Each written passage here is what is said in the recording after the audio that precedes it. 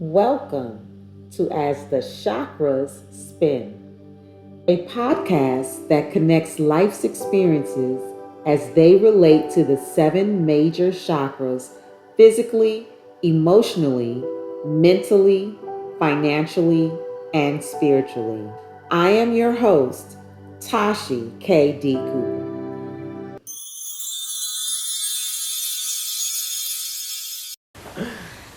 Peace and light, everyone. My name is Tashi K. D. Cooper, and I am the vibrational midwife, aka Reiki Woman.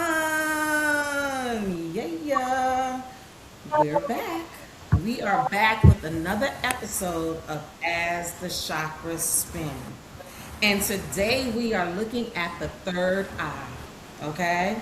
If you are new to energy, and chakras in general, there will be a link in the description that gives a general overview of energy and chakras, okay? So, the third eye is located pretty much where my bendy is, halfway between the eyebrows and a little bit above. The color in today's textbooks reflect indigo. I've been into this since the late 80s, and back then the books said lavender, and I still resonate with lavender with the third eye, but go with what resonates with you, okay? Body parts associated would be the eyes, the forehead, the back of the head, the autonomic nervous system, that nervous system where we don't have to tell it what to do. We don't have to think about breathing. We don't have to think about our heart beating. So that nervous system, okay? The pineal gland lives here, and the pituitary gland lives here. Um, and remember, my lists are not exhaustive, so there may be more body parts. And now I'm going to list some qualities. One of the main ones would be psychic abilities, being intuitive, if it's a healthy third eye, right?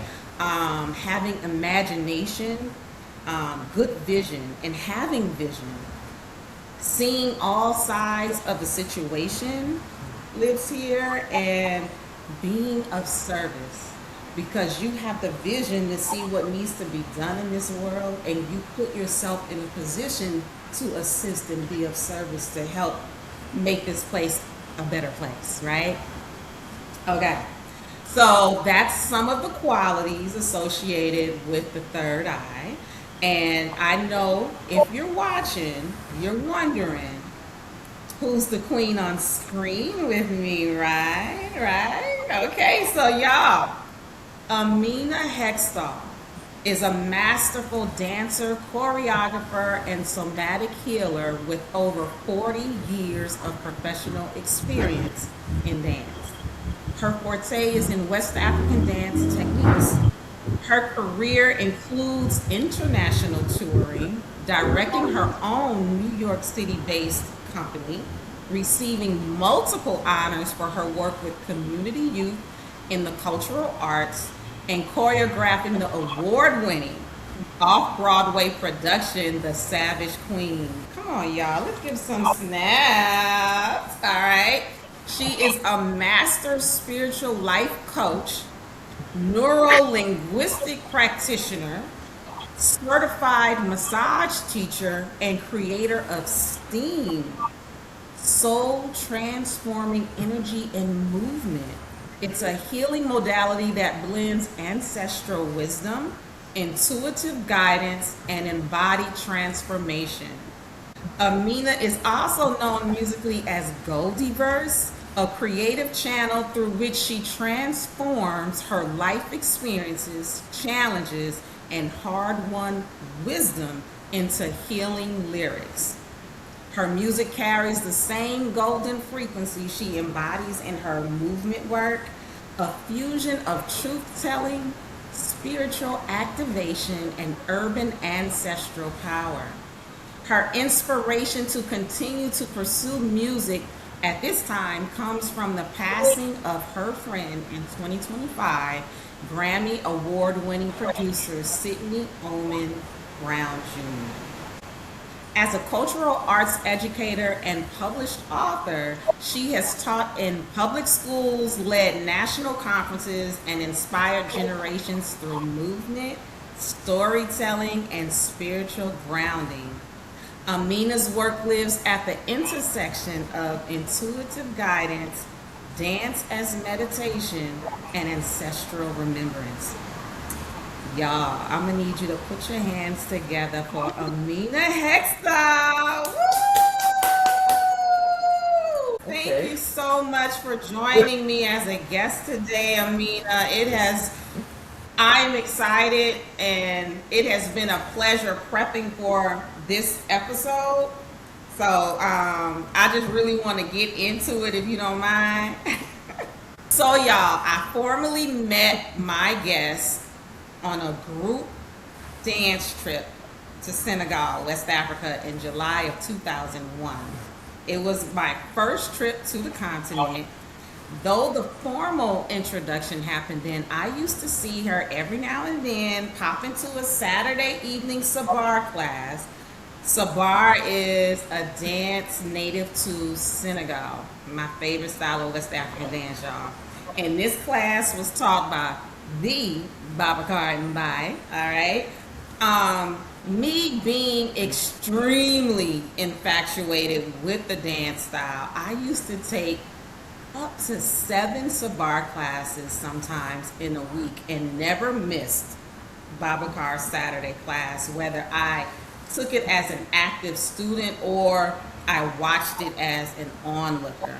And I was pretty familiar with the regulars by face. I didn't know it then, but now I know that I recognized energy. And though I didn't know Amina, I appreciated her energy and style of dance. I could tell she was much younger than me, but that she had been dancing for a long time. You guys, when I tell you, beautiful dancer, like, yes, beautiful dancer. When I started learning Sabar, yes, queen. When I started learning Sabar, at some point I learned to look at people with similar physical makeups like me. Medium height, long limbs, you know. I was looking to see how the movement fell in their bodies, and Amina was one of those people, okay? Though her persona was more on the quiet side to me, it was obvious that she knew many people in those packed Saturday classes. It was like a party, y'all. I was the newbie trying to figure out the dance, the drum rhythms, and the dance community in general. So anyway, I was totally delighted when I arrived at the airport and saw that she was going to Senegal as well, and that she already had taken the trip. So she pretty much knew what to expect in terms of what we were doing from a tourist perspective and the different dance classes and just kind of going out. And I liked that. And through talking, I learned that she was an empath and that she had tarot cards on her. And me being me, I asked for a reading that I thoroughly enjoyed. Okay? So that's how I got connected with Amina. And now I just want to just say today we will explore how the third eye, qualities of vision and psychic abilities have shown up in Amina's life personally and professionally. Okay? So Amina, first, let's talk about your psychic abilities. How old were you when you realized that you have the gift of sight, 1? And 2, what are your gifts as it pertains to your third eye? For instance, are you clairvoyant, clairsentient? Do you interact with ancestors, spirits? Gotcha. Okay, so let me see. The first time, and I have to really like go back and think. The first time I really noticed, I was very young. I was in elementary school, and my grandfather passed. That was May 10th, 1989. So, yeah, I was very, very young. And we were coming home. Funny, we were coming home from a dance recital. And as we're getting to the door, there's a paper in the door. And I remember my mother saying, "Wow, what is that?" And the first thing I said out of my mouth was, I just felt it. I said, "Granddaddy passed." And everybody looked at me. And I remember being like, no, no, no, no, no, no, no, no, no, no, no, no. I don't know why I said that. No, no, no, no, no. So she takes the paper. It has a phone number on it. She calls, and that's what they tell her. So you can imagine in elementary school, I'm like, I killed my grandfather. Like, in my mind, I'm thinking, I said he died, and he died. And there was no one to explain. So I'm just thinking to myself, like, I said it, and I made it happen. And for a while, I suppressed. Like, if I felt something, I kept it inside. Like, don't say it, because you might be the one making it happen. So that was my first experience, and it took me some time from there to probably high school, where I had a friend who opened me back up. Started bringing tarot cards, and I was like, I kind of didn't need those at one point, and it kind of pushed me to reopen back up. And to answer your second question, initially, I was, I would say I was claircognizant. I just knew. One of those I just know. And it's like, how do you know that? I don't know. It would just come to me. But as I started to train third eye, then I could say I became more, I would say, clairvoyant and clairaudient, where I would see and I could hear. Ancestral, I would hear. And then I would get visuals. Like a little visual, okay. And then I'd have to try to translate whatever I'm seeing or hearing. But initially, it was just a knowing. Just a knowing. And I think that's the sense of a kid. You know, you trust. You know. Older, you're like, I don't know. Yeah. You say, and then you go, I don't know. But you do. So, yeah. Right. Two questions. And so, would you say now you're clairvoyant, clairaudient, and you just know? You just have that knowing as well? Or like all three? Yeah. Okay. Wow. Yeah. And so, would you say the knowing was in high school when you met up with the friend that assists you in opening back up? Or was it in elementary school and you just kind of kept suppressing it? I would say probably in high school more, when I began to open back up, and the cards kind of forced me to activate the third eye again, because I had to be able to translate them, and it forced me to just trust my knowing. And so that, I think, gradually put me out. The person is a dancer as well in the dance community. If she watches, hey Khadija, Morales. Nice. Okay, that's awesome. You actually went to high school with one of the dancers. Yeah, in the community. Well, we grew up together. Yeah. Nice. Okay. Mm-hmm. I probably have seen her in the community back in the day. I'm sure. Yes, I'm sure. She, well, the first time I went to Senegal, she was with me, but she didn't come on the second trip. Okay. Yeah, she was a dancer back in 18. Okay. All right. So do you have any family members who have similar gifts who were able to assist you in navigating or nurturing this mystical skill set? Or did you have to figure it out on your own, like, I guess along with your friend Khadija? Or did you ever hear of like an aunt or grandmother who had this gift? Initially, no one. Honestly, my first, I guess, really feeling like someone I could call family had the gift would be my godmother. She was my dance teacher at the time. She was in the Yoruba And so she would get readings and go to see priest and priestess, and so that was my guide, kind of. She had books, and I would try to grab a book every now and then and see, like, get some extra information. And that was pretty much my guide. Me and Khadija were actually under her for a while, following her. And as I came out, then I had, like, maybe a cousin would come out and say, oh, I feel like I'm a little clairvoyant, and I think it might be in our family. But before that, it was just me, the black sheep of the family. Oh, Amina's doing that weird stuff, you know. Yeah.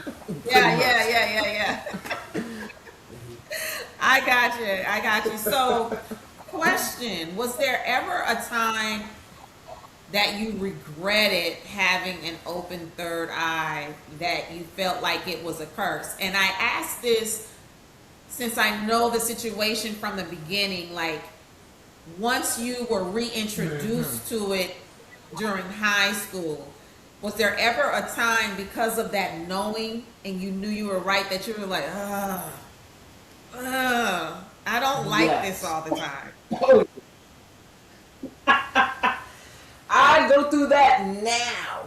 Like, I go through it now. Sometimes I don't want to see. I just don't want to know. Like, if someone's getting in a relationship, sometimes in my family even, and sometimes I can already feel like, and I just wish I didn't know, so that they could just live your life and go through it. But they'll always ask me, do you feel anything? Can you read something? And I don't want to say anything. I don't. Just free will. Just, you know. But there's a lot of times when people are wearing masks. I've been dealing with doing music, dealing with a lot of people who are like, smile on your face, but I can see through it. And sometimes it annoys me, like, oh, I wish I could just smile back, but the back of my mind is going, this person's smile is hiding stuff, and it's difficult. And I'm like, I wish I could just float through life, and I don't know, and I could just do, you know, sign my life away, make the millions, and not care. But, you know, and then just knowing when something's coming. Like, I've told someone one time, I looked at someone and I felt like I could see death.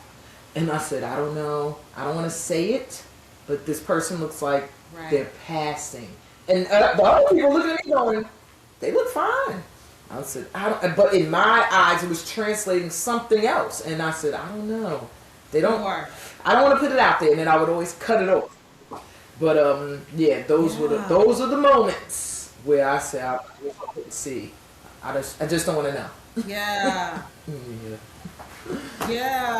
I know for me right now, especially as I get older and my gifts become more prominent, there are times where the truth that you probably didn't see before, it hurts. Like when you see, like I see things so much clearer now, and it hurts. One of my gifts is I can sense presences. I can sense spirits around me. I can feel them. Clear audience, similar to you. But also I can definitely feel them, and I wasn't always comfortable with it. In fact, it used to scare me. But I used to like pray to the Most High to help me get through it, and I'm so glad that I did, because I knew it was a gift and I didn't want it to go away. Like I didn't, because you know sometimes you can pray something away and it gets taken away, and it may take a while for it to develop again. So it took me a while to get used to being able to be comfortable with the unseen, like, you know. Okay. So just like you have grown, matured, and evolved physically, mentally, spiritually, Have you found that your third eye gifts have done the same, where they may seem more sophisticated and clear? Like, for instance, for me, there are times before a tarot reading where I can actually see the cards before I pull them out. And I don't really even need to pull the cards. And I know that has come over time for me because I'm just trusting more. Would you say that for you as you've gotten older? Yeah. Yeah, I will say how it has probably grown would be my ability to translate. The translating has become more sophisticated, where before I felt like I was very robotic to the book. This is what it means, and this is what it means. Whereas now I feel like I'm Okay. more able to translate it for the person specifically that I'm talking to, and not sound so guided by books or definition of what that card or what that crystal or whatever I'm reading means. I can now translate it a Yeah. lot better. That really took time. Not and trusting not to go to the book. Like, let me see, am I correct? You know, just like you said, just trusting becomes stronger. You know, so Yeah. yeah, that's where I would say I've got sophisticated in the translation. Okay. And let me say, audience,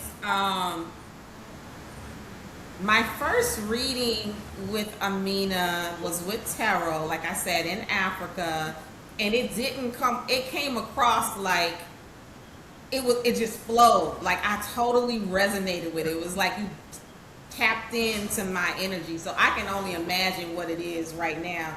And I also received a reading. You were the first person that I received a reading where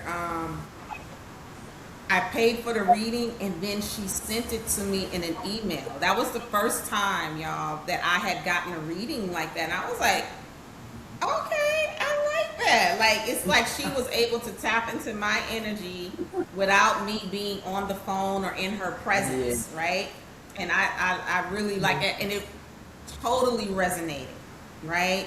And then I've also watched some of your collective readings that I've resonated with. So yeah, okay, I like that. I like that. So we're gonna switch gears now. Your bio says that you have been dancing professionally for over 40 years. How old were you when you took your first dance class? And was it a scenario where you asked to be placed in a class because you like to dance? Or did your mother just sign you up to give you an extracurricular activity to do? Well, I started at 3 years old, at Bernice Johnson Cultural Arts Center in Jamaica, Queens. And the story goes, according to my mom, that I was watching something on PBS. She thinks it was Dance Theater of Harlem, I think, or Alvin Ailey, one of them. And I just said, Okay. I want to that. I want to do that. And I was like, yeah. I said this. She was like, you started pointing. You said you want to do the ballet. That's what you kept saying, the ballet.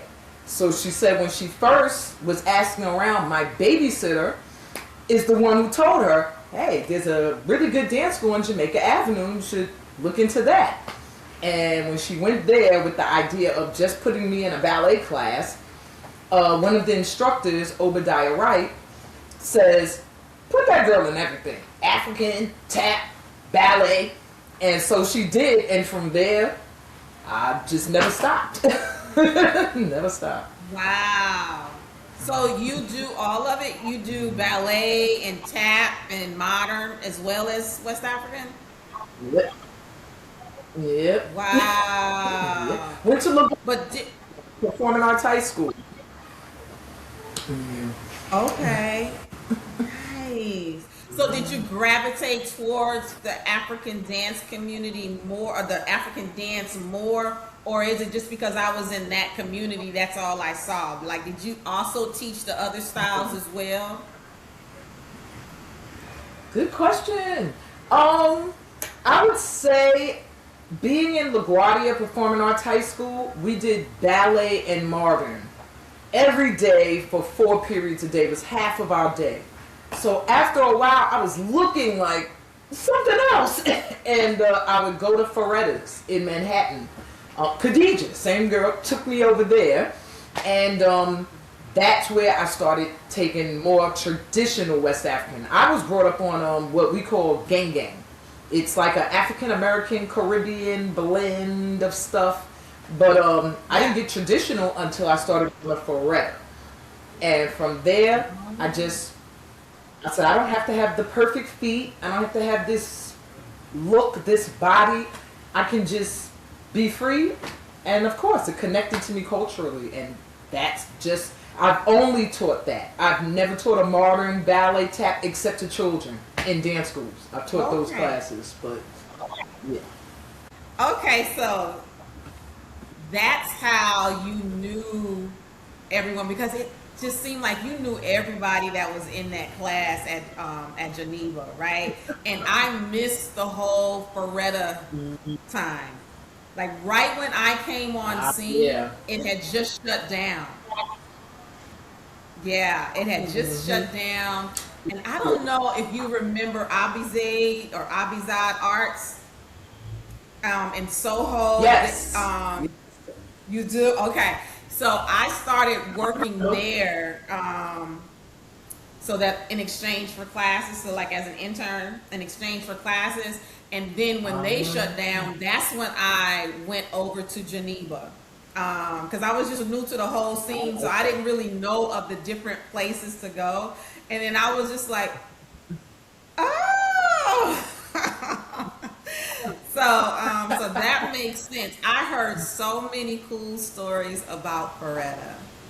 Yeah, that's cool. Yeah, that was like home. That was home. Yeah. Yeah, okay.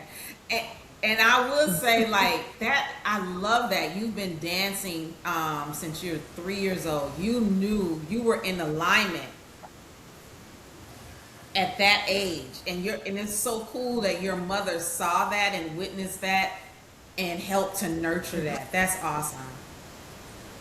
Yeah. At 3 years old, to know what you're supposed to do on this planet, you know what I'm saying? Like, that is pretty dope. I took my very first dance class, West African dance class. I was 28 years old. Yeah, so I always liked to dance, just hip hop and all that. I always liked to dance. And a friend of mine had gone to a class, and that's how I ended up at Abizade Arts. And I was just like, oh, okay. So I was just trying different classes, and I really, really liked it.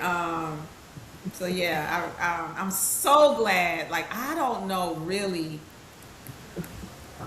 how I would have got through some moments in my life if I didn't have that outlet of dance. Yeah, that community. Yeah, that dance community. Yeah. Between dance and running, like, to get out of my head, I would either leave whatever on the dance floor or leave whatever on the track. So I used to love to run as well. Yeah. So by the time I met you, Amina, you had been dancing for over 2 decades. When did you have an aha moment or the vision that you wanted to be a choreographer, producer, and artistic director of your own African dance company? Like, when did that happen? How old were you? Let's see. There were 2 things that kind of sparked that. I was in LaGuardia, still in high school. I was probably about 17 years old.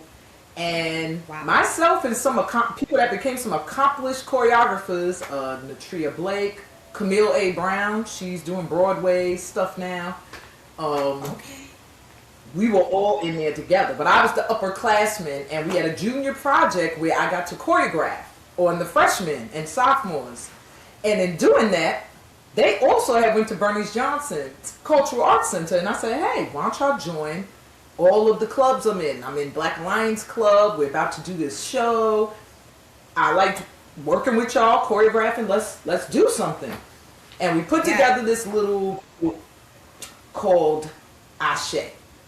And I was like, yeah, we're going to do something, the concert, the Black Alliance concert. And that was my first taste saying, hey, I kind of did pretty good putting that together. But at the time, I was in a group. And at this time, the company was starting to slow down. She was older. The director was probably reaching her 60s. And she really didn't feel like running behind us young people to rehearsals. And so after a while, me and Khadija, we were in the group and we said, hey, if we called her mom, the director, we said, if mom is tired, why don't we do something?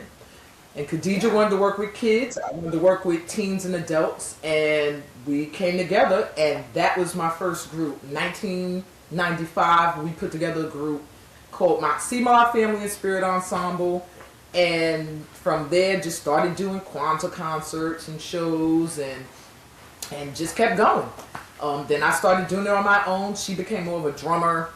That's her thing. So I took over my thing, and just kept going. From there, it was fun. Yeah. And so, like, how did you recruit people? Was everyone from school? Because at some point, did you start recruiting people from the community and teaching them? But when I started, I did start in the Rochdale Village Community Center, and I opened it up. So I had over 20-something kids in there. Then I had my boyfriend at the time as the lead drummer. His cousin was drumming. My cousin came. We called it Family and Spirit Ensemble because after a while, all of our families were in there. I had like a whole family of sisters. My sisters were in. My cousins were drumming. I had a family of foster kids who came together. They all had locks. We called them the Lockheads. So it was like everybody was a family. And so that's how I recruited. Going in the community and in our families. Yep. I love that. Wow. I think that is just so commendable because so it started in your teens. You were in your teens. Yeah. Wow. I got 17, 16, about 17. Yep. Yes, that is huge. So there are a lot of people, myself included, who were not really taught how to dream, let alone dream big with such a broad vision as yours, where you were traveling internationally, teaching and being a role model for the youth and nurturing your own creativity, as well as managing a dance company at such a young age. Were there any familial or community elders that you modeled after? Or did your path come from your open third eye, or a combination of the two?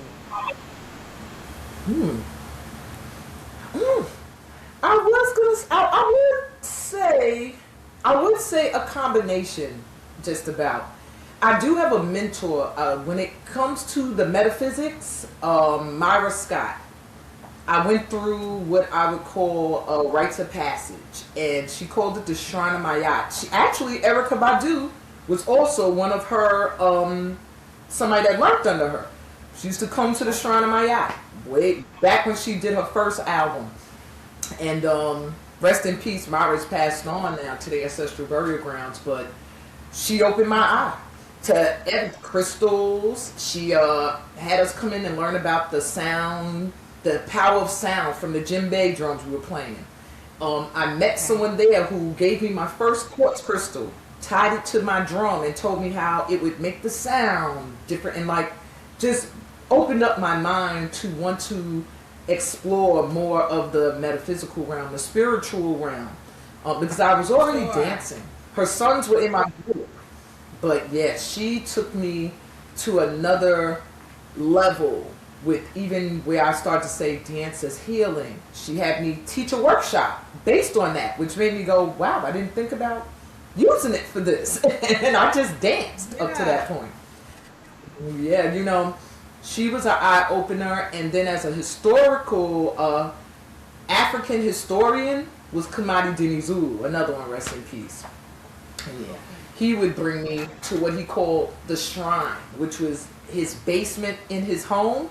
And he had so many records. I'm mad at myself now because when you're younger, you're kind of just like, okay, another black and white video in Ghana. You're not really taking it in, like, black and white in Africa. Like, he's showing you some gems. And now I look back and I'm like, wow, I was really getting put on to some stuff. And so those two I would say were major in helping me find my direction. And I already was kind of on the path, but they kind of showed me, like, you're on the path, but what your purpose is on this path will kind of help you define.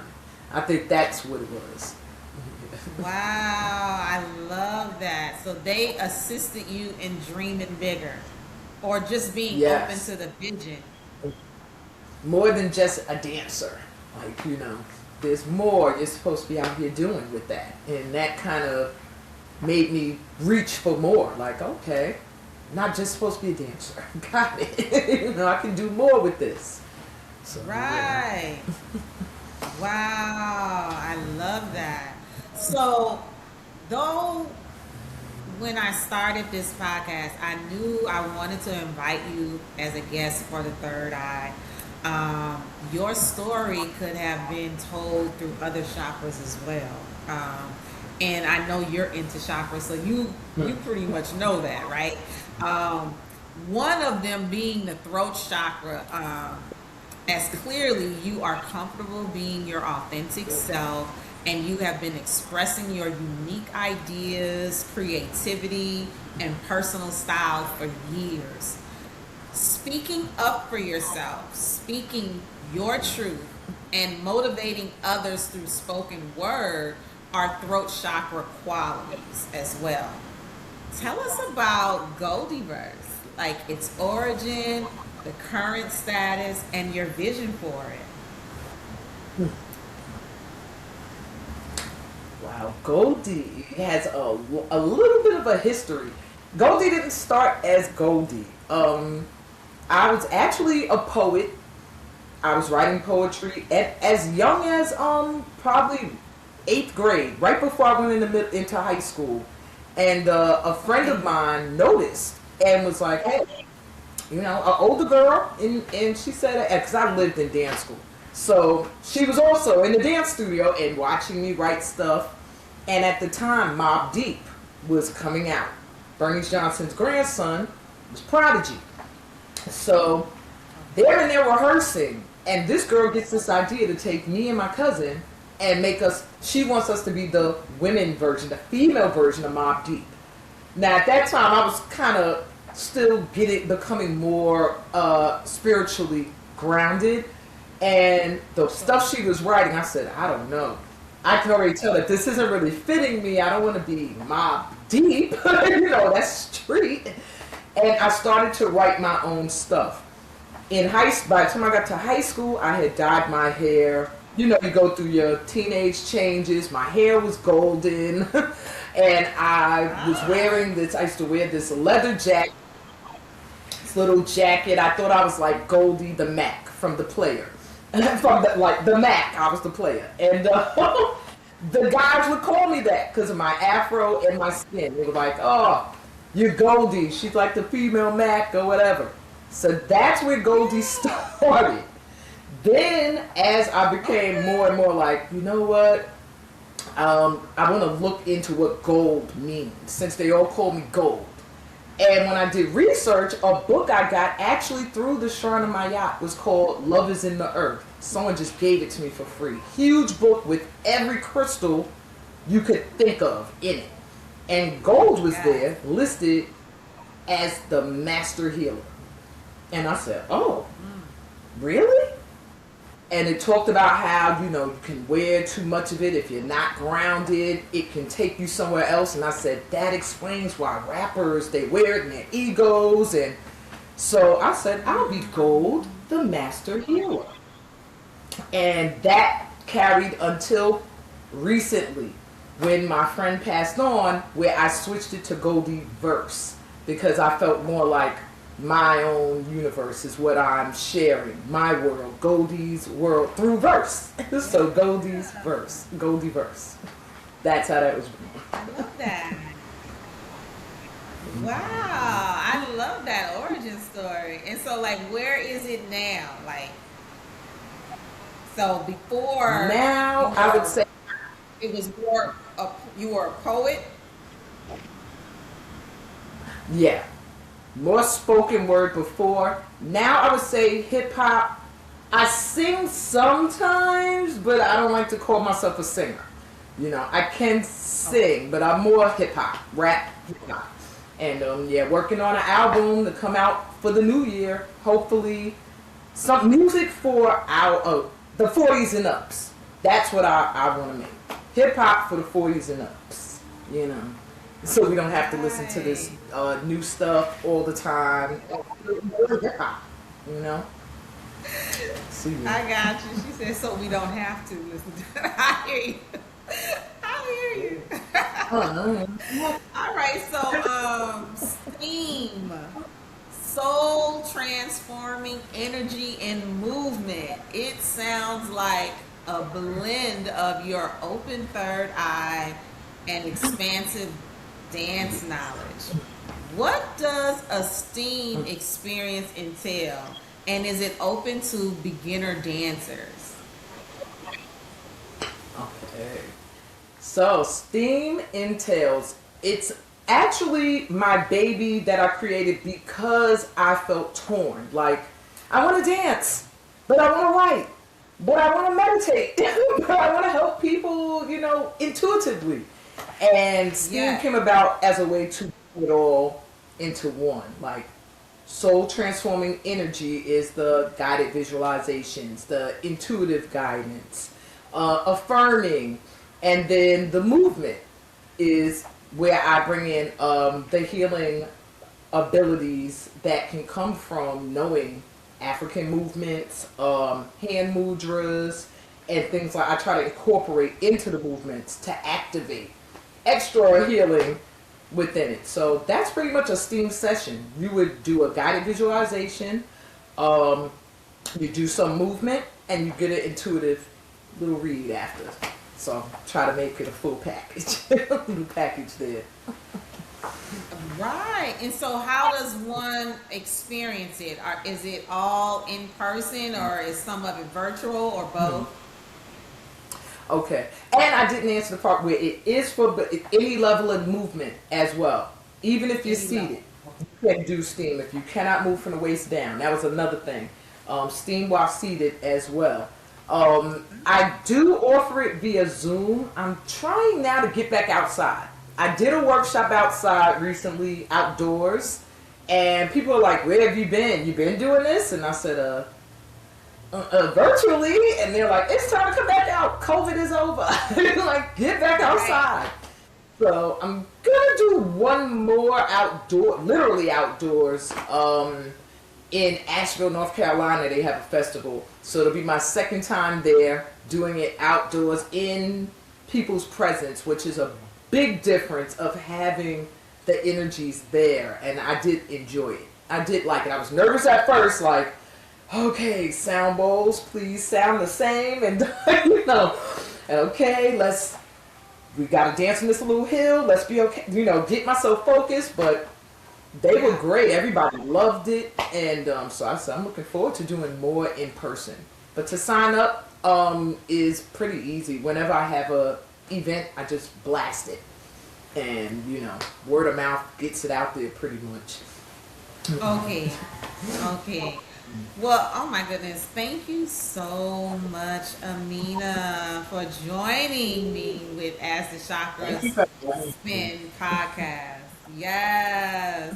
Please share with everyone your social media platforms or website in case anyone would like to book a reading with you and take one of your courses and to purchase your music. Alrighty. Well, I'm most actively found. If you want to be a part of any of my stuff, would be my Facebook and my YouTube. Facebook.com/groups/STEAM Holistic Arts. That will put you in all my free workshops. You'll see all the announcements. And my YouTube channel, I'm at S.T.E.A.M with Amina, Amina. So STEAM with Amina. That's my YouTube channel. That's where you'll find everything: meditations, movement, intuitive guidance, and I'm rebooting the my Calendlies for booking, personal sessions. So for now, joining my Facebook group and then just reaching out to me. Hey, I want to read, or I want a session, or I want to know more about STEAM, and I will jump right in. I answer right away. Yes, thank you. Okay. Well, thank you again, and thank you, audience, for tuning in to another episode of As the Chakras Spin. We love likes, and if you like it, go ahead and subscribe. We're on YouTube and Shopify. And until next time, peace and light. Thank you for listening to As the Chakras Spin. You can find all episodes at TashiKDCooper.com.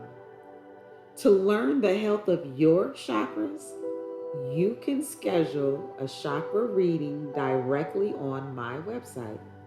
Until next time, peace.